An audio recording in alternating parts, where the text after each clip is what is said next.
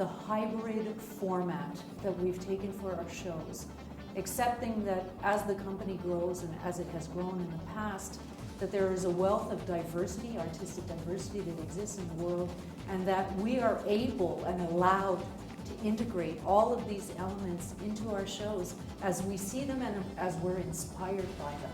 I think that's what gives it the artistic richness and depth that the company has, is that we're not afraid to look elsewhere, to find talent, to find ideas, and to bring it together in extraordinary combination.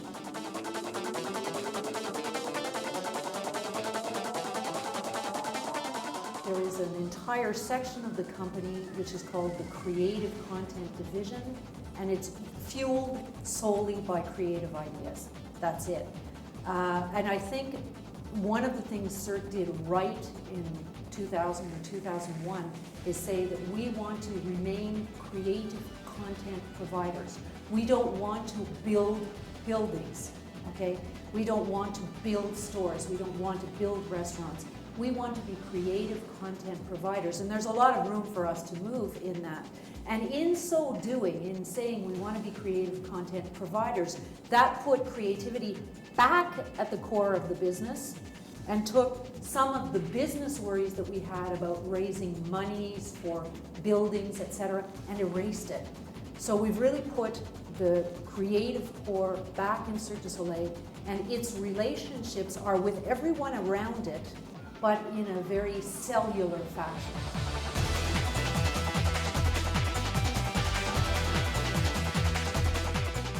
With Cirque, we have a process, okay?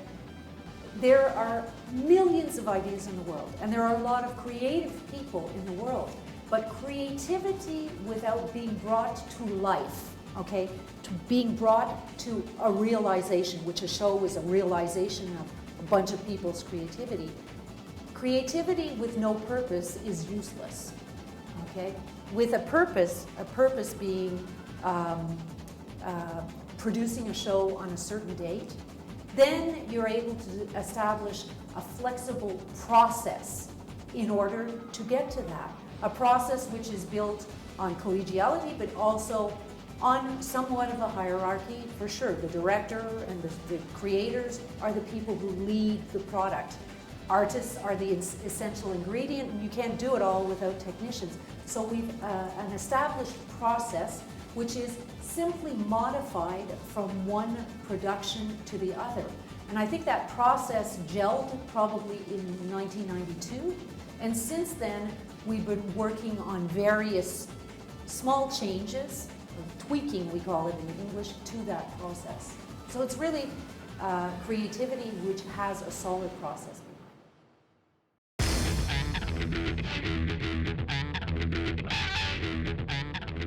Their job is to scour. It's a very strong word in English, meaning to search every single corner of the earth for talent. We identify talent, but because these people also recognize Cirque du Soleil as a creative force and as an artistic force, they are naturally attracted to the company. So what that gives us is a better negotiation position to get new people into the company. But originally you had to twist some arms and say you'll live an experience like you've never lived before. But there's another thing, and this is an important thing. A lot of the artists that we're working with are former athletes. And those artists come from sports that did not have a professional outlook. So if you were 18 years old or 16-year-old girl after the Olympic Games in 1992 and you knew your life was washed up, but you really wanted to keep doing gymnastics, Cirque du Soleil all of a sudden became a viable outlook for you. And that's how many people came to Cirque, because they were loving their sport, diving, synchronized swimming, gymnastics, trampolining, but none of these places had professional outlets. And Cirque came to the forefront with one show and then two shows, and all of a sudden people realized, hey, not only can I have fun doing it, but I can make my living at it. And then you help them grow through the process.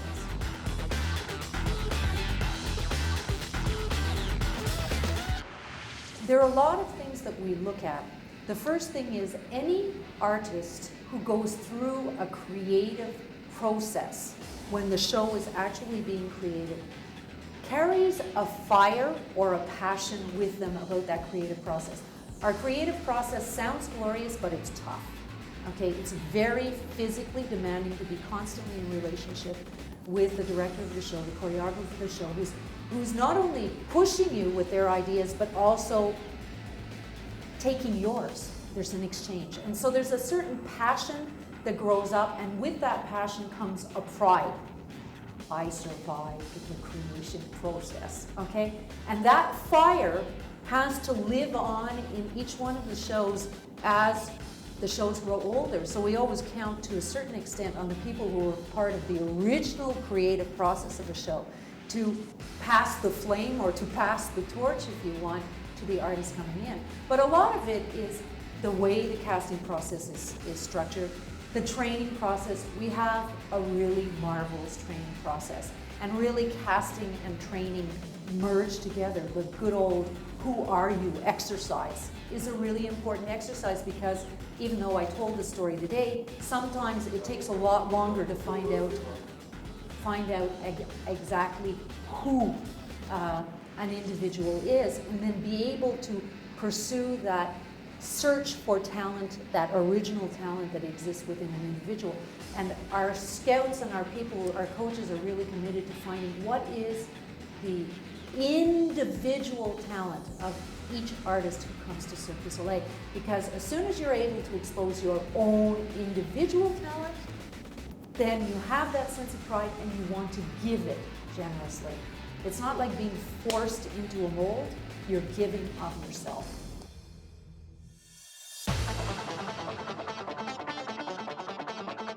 In the early 90s, we were quite bad at it, and we struggled. Some of us learned to speak Russian, and some of the Russian artists actually learned to speak English. Now we have what I call cultural integration, which is it's extremely important, because you do have people coming from China, from Japan, from Australia, New Zealand, all of the old Soviet bloc countries, etc.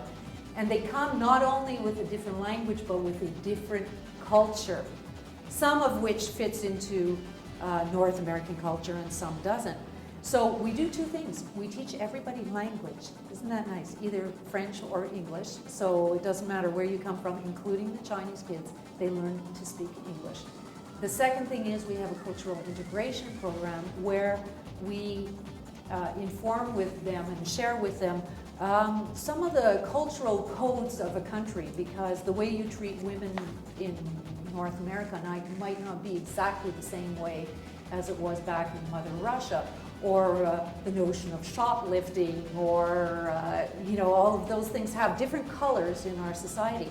What we have to prepare them for is either life on tour or life in a resident community like Las Vegas and Orlando. So there's two slightly different orientations.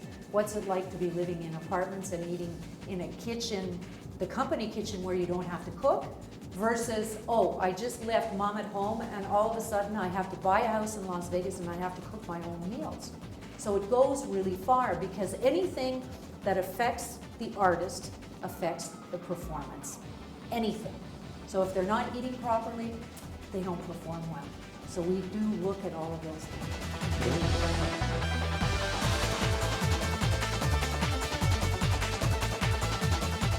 That really happens to a large extent in the creative process of an individual show. When the director of the show goes out looking for who are you, what he's trying to do is find the individual talent. But then he and the artistic director who manages the show when it's on tour or in Vegas, has the responsibility of trying to ensure that that unique talent is integrated into the overall product. Sometimes, first of all, talent isn't unveiled always in the first 6 months. Sometimes it takes 2 years or 3 years to find the really individual, unique talent of a person. Some people unveil it right away. That stuff usually gets into the show. A lot of the characters in our shows like Mystère and La Nuba are actually really part of the individual himself. This is not a character that the director necessarily wrote, but that's the way his "who are you" question emerged. And all of a sudden, it became a character in the show. But other people take longer to have it come out, and you're working it in the daily process of rehearsing or training for a show. So it takes time. Not all talent emerges. It's not like a field of flowers that all blooms at the same time. Some of our cactus flowers in the desert there take 5 or 10 years to bloom. And you just have to keep nurturing it, and you have to keep watering it, and eventually it's going to come out. And we hope to be able to integrate it. And if it's not integrated in one show, it may well be integrated into the next show that the individual becomes a part of.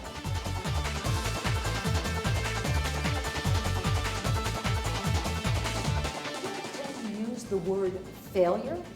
We tend to use the word an error, because failure has a finite feeling to it, like nothing can be done about this, this is dead. Error means it can be corrected. You can work on it. Can I be honest? Every single show that's on the road right now, every single Cirque show had errors in it when it opened. And fortunately, by persistence and passion and drive, we were able to correct the error or replace it with something else. And I think that's important. The use of the term failure, I think, is used too liberally. I think anybody who takes a risk has a chance of making an error, but anybody who takes a risk is not necessarily condemned to failure. If he learned something and applied what he learned at the next step, then you can turn an error into a success.